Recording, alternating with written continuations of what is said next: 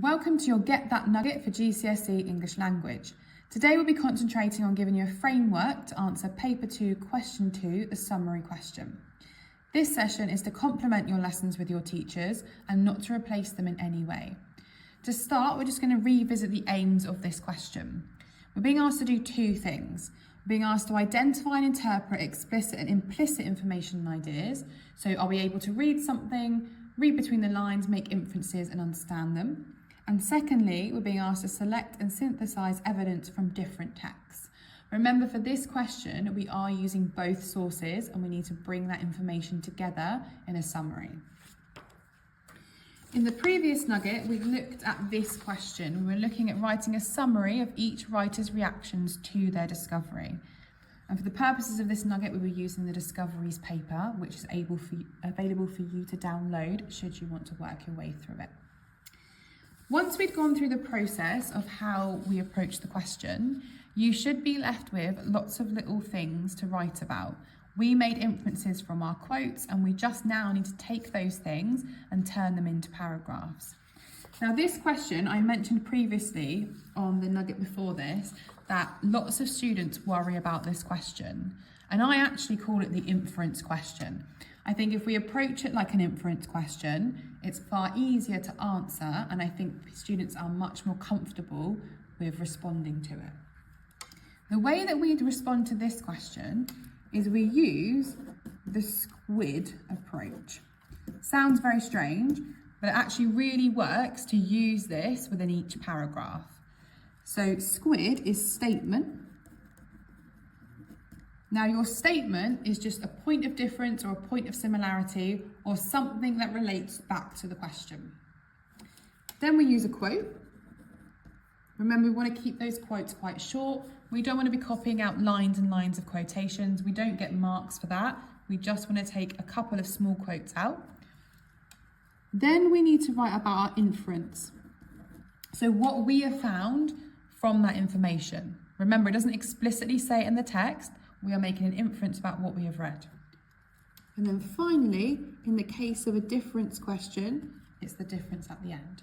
So we compare what we found to something else and we repeat the process. If you do this 3 times, that will give you your summary question. Remember, this is just the basic approach, but it does work in helping you get those marks. You should aim to do squid 3 times. As long as you're making your inferences and you're talking about the summary, you will get those marks. An example answer should look something like this. So if we just go through these paragraphs, you should be able to see the approach that we have taken. So both sources are about discovery. Nice and easy, a bit of a coat hanger statement. You don't really get any marks for that, but you've shown immediately that you're dealing with both. This is where we start to pick marks up. Source A shows a negative and almost disgusted reaction to their discovery. So I have answered the question. I've related it back to the question. I've even used my inferences in there as well. Then I've got my quotation, nice and short. The writer suggests this is the worst place and that he has never encountered people like this before. This is my inference. So I've talked about what I have found in my extract. The writer Darwin continues to suggest that he is shocked at his discovery. So again, that's his reaction. Then I've got my quote. Again, conveying that he cannot believe what he is witnessing and wasn't expecting it. Again, inference. It doesn't say that in the text. I've made that inference. I've said that's what he means. That's my inference. Then I've got my comparison. It's really important that you have your comparison. You must write about both sources to get those marks. So here's my difference. Source B, on the other hand, shows the writer's reactions to his discovery as positive. Here's my quote. So here's my statement. Here's my quote. Suggests that the writer is in awe of what he has seen. Here is my inference. That's the note that I made on my extract.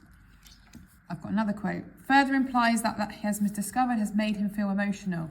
Again, another inference. Doesn't say that. I have read between the lines. I'm telling you that that's how he feels because that's how I've interpreted that text. The way the writer describes the discovery, quote, quote, shows his admiration for what he has seen. Again, another inference. So if you counted all of those up, there are lots of inferences there just from a couple of ideas. I've extended a couple of the ideas, so I've used more than one quotation. I've tried to summarise as I've gone through.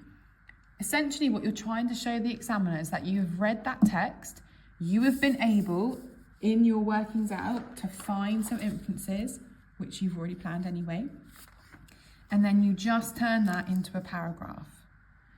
If we take it down to the next level, because I realise that might be a little bit confusing for some people, if we write one together, it should be exactly the same process. So if we use the squid approach, we need to make a statement. We're going to use the question to make that statement. So if we take our source A, let's start with source A first. And our first statement needs to be something to do with the reactions to discovery, because that's our question. So in source A, let's tell them what source. The writer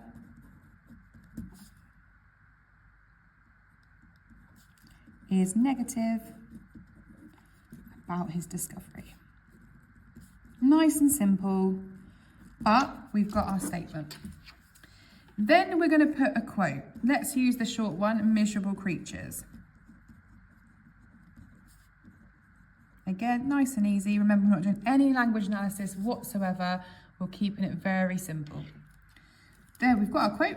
Now we need to make an inference. Well, I've already made the inference because I've already put my notes, and that's exactly what you would have done in your process as well. So we just take this and turn it into a sentence.